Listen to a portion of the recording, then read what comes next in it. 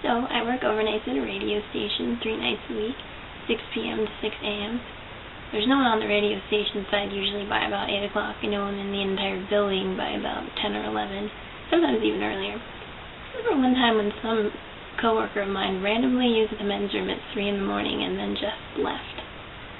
But it's really lonely, quiet, you get sleep stoned, you get fascinated by walls, you have conversations with stink bugs, but there's just a lot of time when you have nothing to do.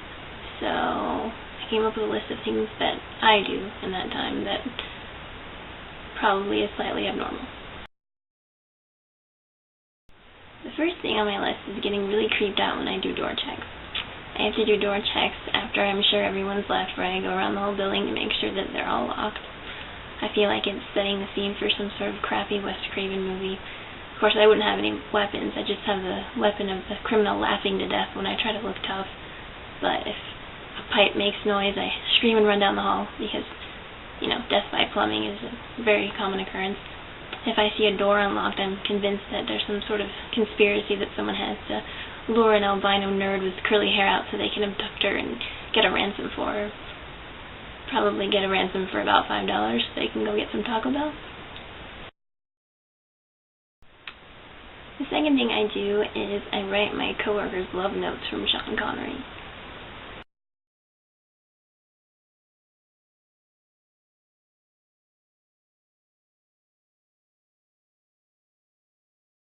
Of course, then I creep myself out when I see a reflection of Sean Connery in the studio window. I always have a moment of thinking I'm about to be murdered by a sexy Scotsman. But what a way to go. Death by James Bond. I'm sorry, but I have to do this. You're clearly insane and filling YouTube with nonsense, but let's sleep together first. The third thing I do is something James Bond would frown upon. I'm so wimpy that I trap every single bug I see under a styrofoam cup and then just leave them there for people to deal with in the morning. So by the end of my shift, there's just a bunch of styrofoam cups all over the building. I may be a vegetarian and love most living things, but I hate those creepy bastards. Whenever I approach a spider, I'm thoroughly convinced that it's going to jump on my face, because it's an unknown scientific fact that spiders have a 5 feet plus vertical, and they're just going to show it to me, just so they can jump on my face. And of course, at the radio station, we have radioactive daddy longlegs the size of kittens that charge you like some sort of West Side Story gang. But sometimes I squish them and then scream like a girl and make flailing arm motions as I run down the hall. But either way, I trap most of the bugs I see, and I leave them for people who aren't 3 years old to take care of in the morning. Or, it could just be a new decorating technique, some, styrofoam cup feng shui. The next thing I do is listen to the Beatles' Wild Honey Pie on repeat.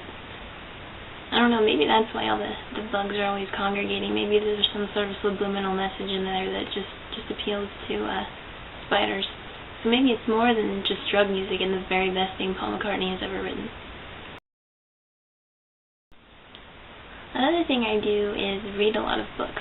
But unfortunately, in the silence of the building, pretty much anything you read could turn utterly terrifying. You could be reading a book about the Care Bears, and with all the silence you hear around the building, you could be convinced that Care Bear is going to murder your ass, just going to come around the corner, and it's going to be it. One night I was reading Jurassic Park, and I heard the water heater, and I was convinced it was bloodthirsty raptors coming to get me, and there was no Dr. Grant to intimidate them away with his awesomeness. Of course, I'm talking about the book Alan Grant, because the movie Alan Grant is just a weenie compared to the one in the book. And speaking of Jurassic Park, one time when I was working in overnight, I found a video about Jeff Goldblum talking about sandwiches, and it was the most fascinating thing I've ever seen. Of course, when you're completely sleep deprived, a picture of a sandwich could be the most fascinating thing you've ever seen. And I could spend 3 hours of a shift looking at that by the time it's about 2 or 3 in the morning without any pot involved. But you do get sleepy stoned. You know how you feel when you haven't had any sleep in quite a while and everything is just... But pretty much usually only think of food as a potential pillow. So if I start thinking about food, it's, marshmallows or, I don't know, some light, fluffy margarine. Unless it's pizza. You can take the tired out of the fatty, but you can't take the fatty out of the tired person. Another thing I really like to do is Googling things to make me go, aww, like bunnies and kittens and George Harrison's face and pizza. But then they start to get scary too.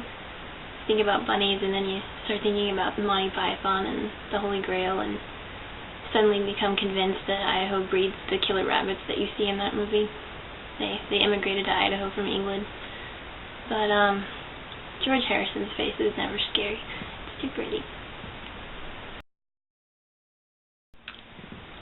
I also end up eating Altoids like they're candy, because, you know, I need fresh breath for my James Bond encounter, and while I'm talking life over with stink bugs before I trap them. Lastly, I watch a lot of Enrique Iglesias videos.